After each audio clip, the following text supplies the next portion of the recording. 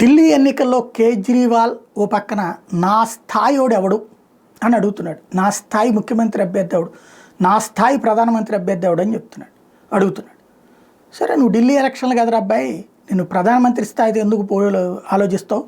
మేము ప్రధానమంత్రి అభ్యర్థిగా ఆల్రెడీ నరేంద్ర మోడీని 7కి 7 సీట్లు ఇచ్చి గెలిపించాం. ఢిల్లీలో 7కి 7 సీట్లు బీజేపీనే గెలిచింది, వరుసగా గెలుస్తూనే ఉంది. అది అసెంబ్లీలో ఆమ్ ఆద్మీ పార్టీకి ఓట్లేసిన వాళ్ళు పార్లమెంట్లో బీజేపీకి ఓటేస్తున్నారు.